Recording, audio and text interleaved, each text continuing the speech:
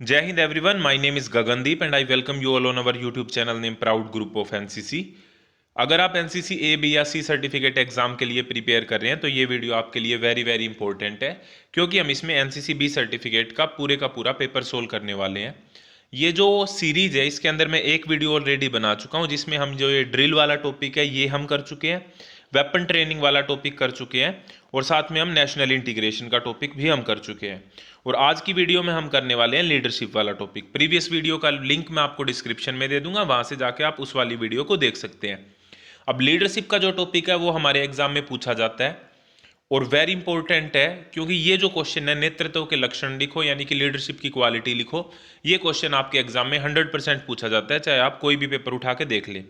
ठीक है, तो नेतृत्व के क्या क्या लक्षण होते हैं? सबसे पहली बात तो जो भी लीडर होना चाहिए वो अलर्ट होना चाहिए यानी कि सतर्क होना चाहिए, बियरिंग स्मार्ट होना चाहिए, स्मार्टनेस उसमें होनी चाहिए, करेज साहस होना चाहिए, डिसीजवनेस निर्णय लेने की अक्षमता, यानी कि जो भी लीडर होगा उसको निर्णय तो लेने ही होंगे, तो निर्णय लेने की क्षमता उसमें होनी चाहिए। डिपेंडेबिलिटी निर्भरता, इसका ये मतलब होता है कि वो सिर्फ अकेले काम ना करे, टीम के साथ मिलकर काम करे।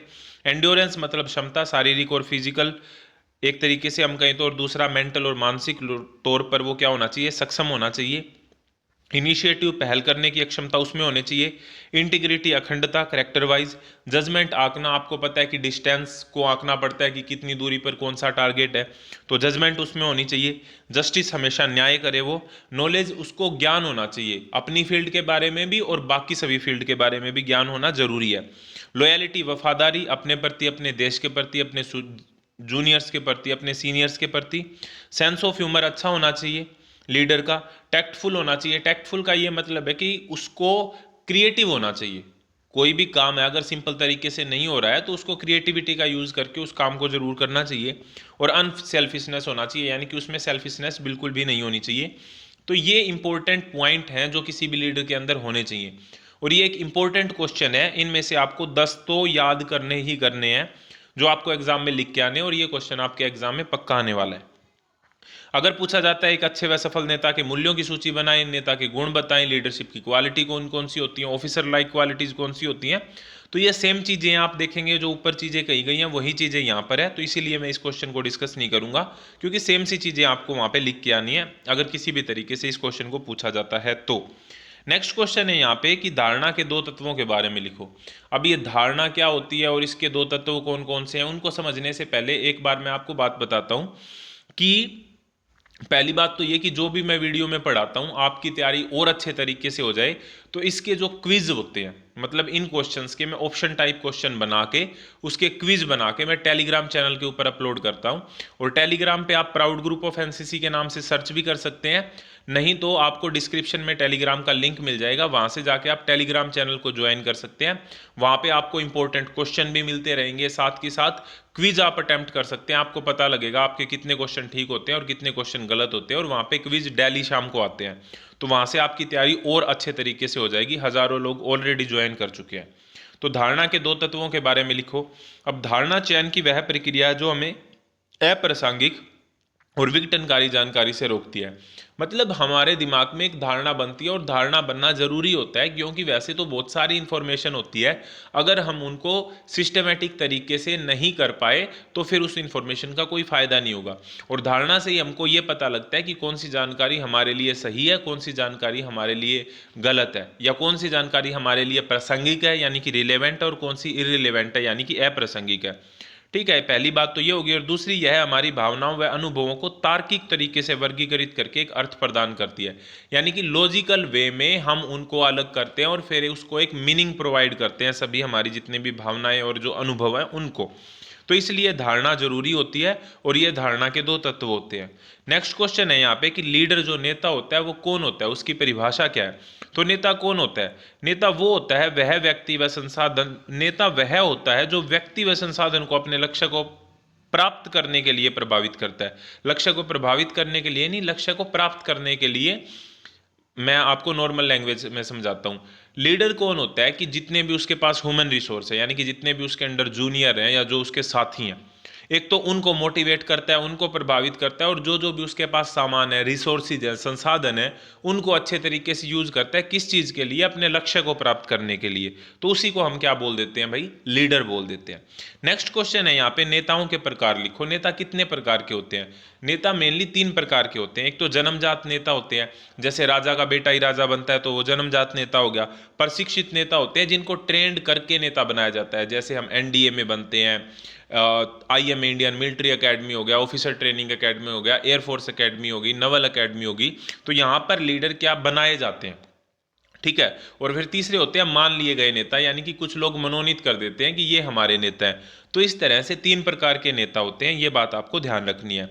नेक्स्ट क्वेश्चन यहाँ पे है कि कर्तव्य को परिभाषित करो। कर्तव्य क्या होता है, इसको समझने से पहले मैं आपको एक इंपॉर्टेंट बात और बताता हूँ कि आपको इन वीडियो के नोट्स बनाने की जरूरत नहीं है, और वैसे भी आप कितने नोट्स बनाओगे, क्योंकि बहुत सारी इंपॉर्टेंट वीडियोज मैं ऑलरेडी बना चुका हूँ। तो ये क्या है, जितने भी नोट्स हैं जिनसे मैं अभी पढ़ा रहा हूँ आपको, जो देख रहे हैं, जिसके अंदर क्या है, इनको मैंने कंबाइन करके एक पीडीएफ बनाई है एनसीसी नोट्स के नाम से, ठीक है। अब उसमें क्या है कि आपको प्रीवियस ईयर पेपर मिलेंगे विद सॉल्यूशन के साथ, वन लाइनर क्वेश्चन मिलेंगे, ठीक गलत मिलेंगे, फिल इन दी ब्लैंक्स मिलेंगे, इंपॉर्टेंट जितनी भी एनसीसी में फुल फॉर्म पूछी जाती है वो आपको वहां पे मिलेंगी, इंपॉर्टेंट डेज जो पूछे जाते हैं वो आपको वहां पे मिलेंगे। तो इस तरीके से आपको बहुत सारी चीजें, और जो इंपॉर्टेंट है, यानी कि जब भी आपका एग्जाम आएगा तो आपको पूरी हैंडबुक पढ़ने की जरूरत नहीं पड़ेगी, आप सिर्फ उस पीडीएफ को पढ़ के जा सकते हैं और अपने एग्जाम को अच्छे से अटेम्प्ट कर सकते हैं। और अगर आप वो पीडीएफ खरीदना चाहते हैं तो आप डायरेक्टली हमें व्हाट्सएप पर मैसेज कर सकते हैं। व्हाट्सएप का जो नंबर है मैं आपको डिस्क्रिप्शन में दे दूंगा, तो वहां पे जाके आप डायरेक्ट मैसेज कर सकते हैं, और मैं आपको लिंक भी प्रोवाइड कर दूंगा, तो आप लिंक से भी व्हाट्सएप के ऊपर मैसेज कर सकते हैं और इस पीडीएफ को खरीद सकते हैं, ताकि आपका एग्जाम बहुत ही अच्छे तरीके से हो, क्योंकि इसमें सारे के सारे इंपॉर्टेंट क्वेश्चन को ही डाला गया है, इधर उधर की कोई भी चीज इसके अंदर नहीं है। नेक्स्ट यहाँ पे क्या है, हमने कहा कर्तव्य को परिभाषित करना है। तो कर्तव्य क्या होता है? कर्तव्य होता है हमारे नैतिक व कानूनी दायित्व, यानी कि एक तो मोरल ओब्लिगेशन और एक लीगल ओब्लिगेशन। हमारे वरिष्ठ सहयोगियों व अधीनस्थों के प्रति अच्छे व्यवहार को परिभाषित करता है। वरिष्ठ सहयोगी मतलब हमारे सीनियर, अधीनस्थ हमारे जूनियर, उनके साथ हमको किस तरीके से बिहेव करना है। या तो ये होती है मोरल ओब्लिगेशन, मतलब हमें बड़ों की इज्जत करनी है, बड़ों का आदर करना है, ये हमारी नैतिक जिम्मेदारी है। ये कानून में नहीं लिखा गया है, लेकिन ये हमारी नैतिक जिम्मेदारी है। और कुछ होती हैं कि हमें जब भी रोड पे चलते हैं तो हमें जो रोड के नियम होते हैं उनको फॉलो करना होता है, ये हमारी कानून की ओब्लिगेशन है, यानी कि लीगल ओब्लिगेशन है। तो चाहे नैतिक दायित्व हो या कानूनी दायित्व हो, सारे के सारे हमारे क्या होते हैं, कर्तव्य होते हैं, उसी को हम कर्तव्य बोल देते हैं। नेक्स्ट यहाँ पे हमारा अब लीडरशिप का टॉपिक हो गया, जो क्योंकि ये पेपर है, पेपर में जितने क्वेश्चन पूछे गए थे हम वही डिस्कस कर रहे हैं यहाँ पे। अब नेक्स्ट हमारा आ गया डिजास्टर मैनेजमेंट। डिजास्टर मैनेजमेंट यानी कि आपदा प्रबंधन। अब आपदा प्रबंधन को समझने से पहले हमें यह पता होना चाहिए कि आपदा होती क्या है। तो आपदा प्राकृतिक या मानव निर्मित कोई ऐसी अजीब घटना है जो अपार दुख लाती है, वह किसी क्षेत्र में उपलब्ध संसाधनों से स्थिति का सामना करना मुश्किल हो जाता है। और आपदा 2 प्रकार की होती है, प्राकृतिक और मानव निर्मित। देखो, आपदा प्राकृतिक भी हो सकती है, मानव निर्मित भी हो सकती है, ये हमको समझ में आ गया।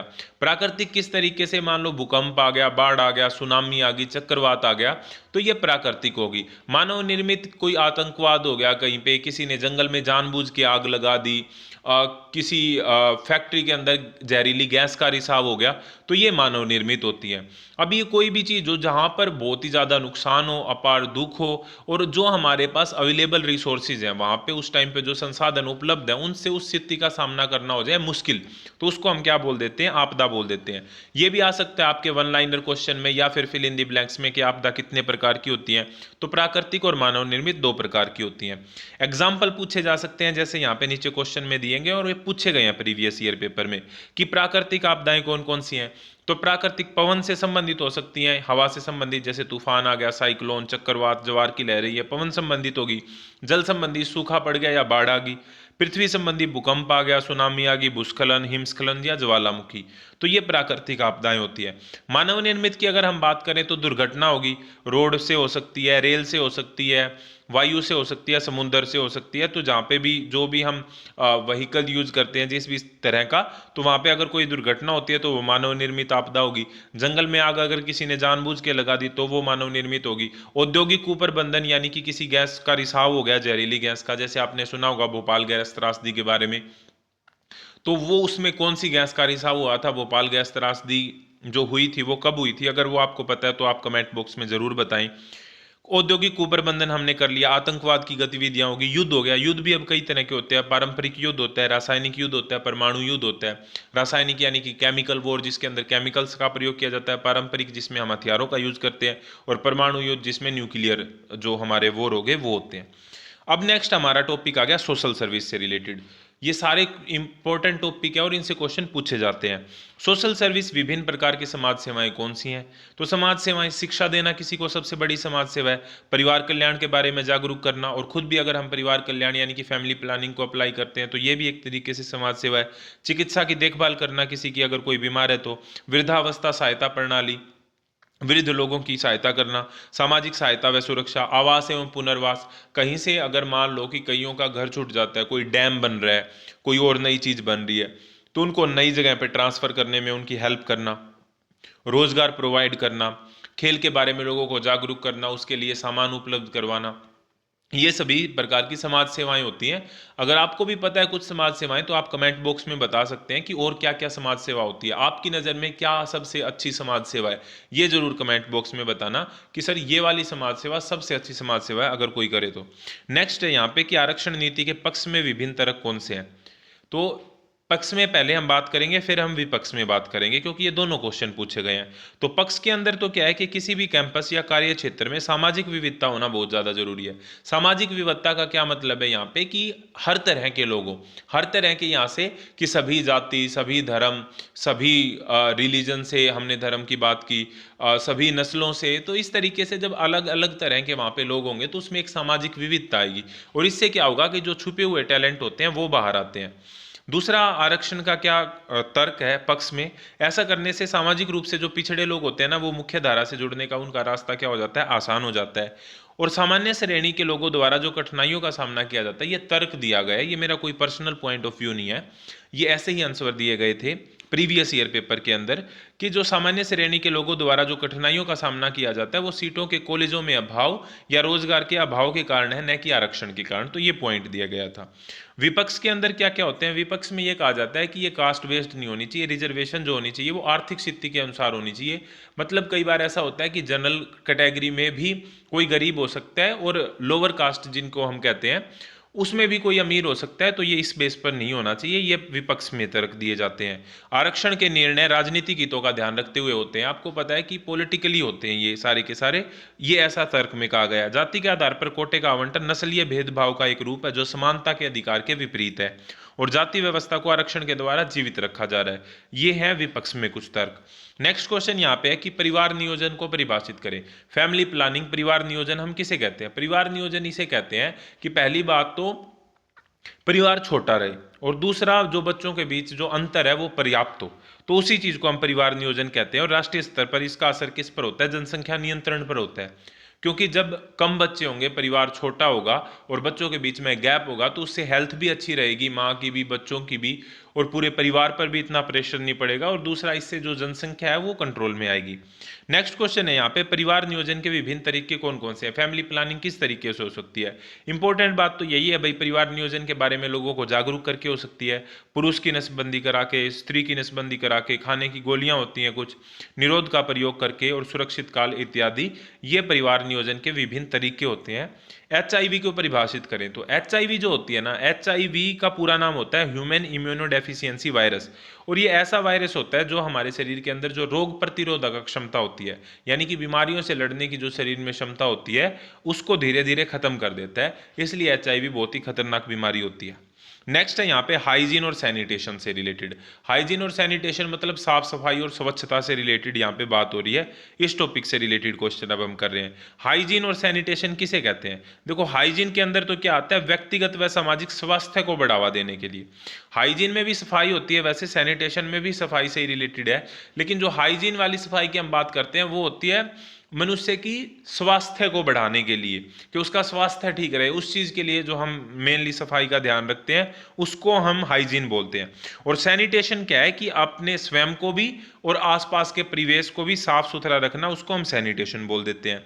व्यक्तिगत हाइजीन से क्या समझेंगे? पर्सनल हाइजीन की अगर बात होगी तो यानी कि खुद की साफ सफाई। खुद की साफ सफाई में आपको पता है भाई, बाल अच्छे से साफ करने होते हैं, अच्छे से कटिंग करानी होती है, शरीर को अच्छे से, त्वचा को अच्छे से साफ करना होता है, नाखून काटने होते हैं, कपड़े धुले हुए पहनने चाहिए, दांत अच्छे से ब्रश करना चाहिए। नॉर्मल सी बातें हैं, लेकिन क्या पता कई बार हमको समझ में ना आए कि व्यक्तिगत हाइजीन होता क्या है। ठीक है, जो हिंदी मीडियम से हाइजीन ना वर्ड भी समझ में आए, तो इसलिए मैंने ये बातें आपको बताई हैं और ये पूछे गए हैं। तो एक बार भी आप वीडियो को देख लोगे तो आपको ये चीज़ें समझ में आती रहेंगी।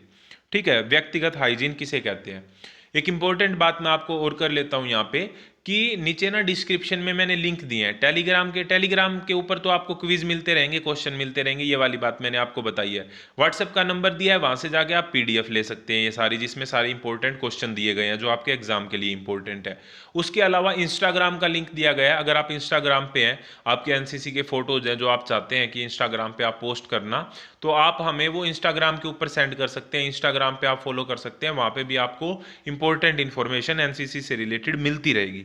ठीक है, तो आप सारी जगह फेसबुक के ऊपर हमें फॉलो कर सकते हैं, सारे के सारे लिंक आपको डिस्क्रिप्शन में मिल जाएंगे।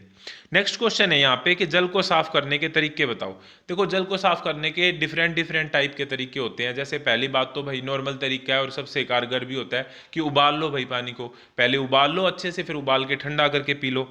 फिर अवसाधन विधि होगी, निस्पंदन विधि होगी, क्लोरीन के द्वारा। क्लोरीन आपको पता है कि क्लोरीन से जो कीटाणु जीवाणु होते हैं वो मर जाते हैं, तो क्लोरीन का प्रयोग भी हम कर सकते हैं जल को साफ करने के लिए। नेक्स्ट क्वेश्चन है यहाँ पे कि शरीर को स्वस्थ कैसे रखा जाता है। तो शरीर को स्वस्थ रखने के बहुत सारे तरीके हैं। पहली बात, योगा पे फोकस करना चाहिए, नींद पूरी लें, नींद कम न लें और नींद इतनी ज़्यादा भी ना लें। अगर नींद हम अराउंड 8 घंटे की नींद को सही कहा गया है, तो पूरी नींद लेकर संतुलित आहार, खाने पीने में हमें ध्यान रखनी चाहिए कि हमको सारी चीज़ें, कार्बोहाइड्रेट, वसा, प्रोटीन वगैरह सारी चीज़ें मिलती रहें, व्यायाम करके और ध्यान लगाकर, यानी कि मेडिटेशन द्वारा। मेडिटेशन से भी हमारा शरीर स्वस्थ रहता है। नेक्स्ट है यहाँ पे कि मलेरिया से बचने के उपाय लिखो। तो मलेरिया किससे होता है? मच्छरों से होता है, तो उनसे बचेंगे तो मच्छरदानी का पूरा प्रयोग कर लो। शरीर पर पूरे कपड़े पहनकर, यानी कि पूरे शरीर को ढकने ढकने वाले अगर हम कपड़े पहनेंगे तो उससे मच्छर नहीं लड़ेंगे और फिर मलेरिया नहीं होगा। पानी को ना ठहरने दें, क्योंकि अगर पानी रुकेगा तो वहां पे मच्छर पैदा होंगे और फिर नुकसान हो सकता है। खड़े पानी में अगर कहीं से खड़ा पानी है भी, हम उसको नहीं हटा सकते, तो वहां पे मिट्टी का तेल डाल दें। मिट्टी का तेल डाल देंगे तो उनके जो अंडे होते हैं मच्छरों के, वो नष्ट हो जाएंगे और मच्छर ज़्यादा नहीं होंगे। और मच्छर मारने वाली दवाई का छिड़काव अगर हम करते रहते हैं तो उससे मलेरिया से हम बच सकते हैं। नेक्स्ट क्वेश्चन पे बढ़ने से पहले, ये टॉपिक है एडवेंचर एक्टिविटीज। एडवेंचर एक्टिविटी एक मोस्ट इंपॉर्टेंट पार्ट होता है एनसीसी का, साहसिक गतिविधियां, और इससे क्वेश्चन एग्जाम में आते हैं। आप यहां से ये चीजें भी देख रहे हैं साथ के साथ कि हमको कौन कौन से टॉपिक तैयार करने हैं जो एग्जाम के लिए पूछे जाते हैं। तो एडवेंचर एक्टिविटी से क्वेश्चन भी पूछे जाते हैं। विभिन्न भूमि आधारित साहसिक गतिविधियां कौन कौन सी है? भूमि आधारित मतलब जो हम नॉर्मली लैंड के ऊपर करते हैं, तो एक हो गया पर्वतारोहण, ठीक है, पहाड़ों पर चढ़ना, पर्वतारोहण का कोई अभियान, एक्सपीडिशन चला है, वो हो गया। ऑल इंडिया ट्रैक जाते हैं, आपको पता है। साइकिल एक्सपीडिशन हो गया, साइकिल अभियान और घुड़सवारी इत्यादि, ये क्या हो गया? भूमि आधारित साहसिक गतिविधि होगी। साहसिक प्रशिक्षण से आप क्या समझते हैं? एक ऐसा प्रशिक्षण जो एनसीसी द्वारा कैडेटों में आत्मविश्वास, साहस, टीम भावना, नेतृत्व आदि को विकसित करने के लिए दिया जाता है, उसे ही हम साहसिक प्रशिक्षण कहते हैं। अब ऐसे भी आ सकता है कि साहसिक प्रशिक्षण के क्या क्या फायदे होते हैं, तो इसी में से आप क्वेश्चन निकाल लोगे कि इससे इससे जो कैडेटों में साहस की भावना पैदा होती है, टीम भावना यानी कि टीम स्पिरिट पैदा होता है। क्योंकि हम जब भी मान लो माउंटेनियरिंग कर रहे हैं या फिर ट्रैक के लिए जाते हैं, तो उसमें हमारी टीम होती है। टीम के साथ जब हम जाते हैं तो हमें टीम की भावना पैदा होती है। कोई एक हमारा लीडर भी होता है, ठीक है, या फिर हम लीडर बनते हैं किसी पार्टी के, हमारे जूनियर्स के। तो जब हमें लीडरशिप की भावना डेवलप होती है, नेतृत्व की भावना डेवलप होती है, साहस की भावना डेवलप होती है, और फिर दूसरा हमें डिसीजन लेने की अक्षमता, कहीं ऐसी जगह पर हम फंस गए हैं तो वहां पर सोचने की अक्षमता, ठीक है, तो ये बहुत सारी चीजें उससे डेवलप होती हैं। नेक्स्ट है यहाँ पे एनवायरमेंट एंड इकोलॉजी से रिलेटेड, पर्यावरण से संबंधित भी, पर्यावरण और पारिस्थितिकी से संबंधित क्वेश्चन पूछे जाते हैं। ग्रीन हाउस प्रभाव किसे कहते हैं? तो ग्रीन हाउस एक बार मैं आपको नॉर्मल लैंग्वेज में समझाता हूँ, फिर हम डेफिनेशन को भी पढ़ेंगे।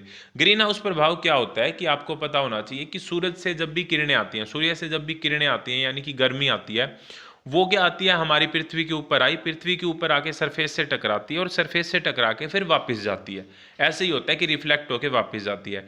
लेकिन क्या होता है कि हमारा जो एनवायरनमेंट है, जिसके अंदर हमारा जो वायुमंडल है, वायुमंडल के अंदर बहुत सारी गैसें होती हैं, और कुछ गैसें ऐसी होती हैं कि वो जो गर्मी जब वापस जा रही होती है तो उसको वापस नहीं जाने देती, वो उसको सोख लेती हैं। सोख लेती हैं तो वो गर्मी हमारी पृथ्वी पर ही रह जाती है, और पृथ्वी पर जब गर्मी रह जाती है और इस तरीके से गर्मी बढ़ने लगती है तो टेम्परेचर बढ़ जाता है। ठीक है, और इसी से क्या होता है, नुकसान होता है। फिर आगे जाके ज़्यादा गर्मी होएगी तो ग्लेशियर पिघलेंगे, समुद्र का टेम्परेचर के साथ साथ में क्या बढ़ेगा, जो लेवल है वो बढ़ेगा, सी लेवल बढ़ेगा, और बहुत सारा नुकसान होगा, बाढ़ आएगी, कहीं पे सूखा होगा। तो जो रोक लेती हैं, जो गैसें रोक लेती हैं गर्मी को जाने से, उसी रोकने को ही हम ग्रीन हाउस प्रभाव कहते हैं। ग्रीन हाउस प्रभाव एक प्रक्रिया है जो पृथ्वी को गर्म करती है। जब सूर्य की गर्मी पृथ्वी पर आती है तो इन गैसों के द्वारा सोख ली जाती है, जो ग्लोबल वार्मिंग का कारण बनती है। तो इसी को हम ग्रीन हाउस प्रभाव कहते हैं। मेरे हिसाब से आपको अच्छे से समझ में आ गया होगा ये। पर्यावरण को परिभाषित करें, पर्यावरण तो भाई हमारे चारों ओर का जो आवरण होता है ना, उसी को हम पर्यावरण कहते हैं। जो भी परिवेश है जिसके अंदर पेड़ पौधे, जीव जंतु, सजीव निर्जीव सारे के सारे आते हैं, उसी को हम पर्यावरण कहते हैं। नेक्स्ट है यहाँ पे पर्यावरण क्षरण के क्या प्रभाव, यानी कि पर्यावरण को अगर नुकसान होता है तो उसके क्या प्रभाव होते हैं। पहली बात तो ग्लोबल वार्मिंग, ग्लोबल वार्मिंग यानी कि पूरे जो पृथ्वी का है उसका टेम्परेचर बढ़ता है। टेम्परेचर, ग्लोबल वार्मिंग के नुकसान आपको पता है क्या नुकसान होते हैं।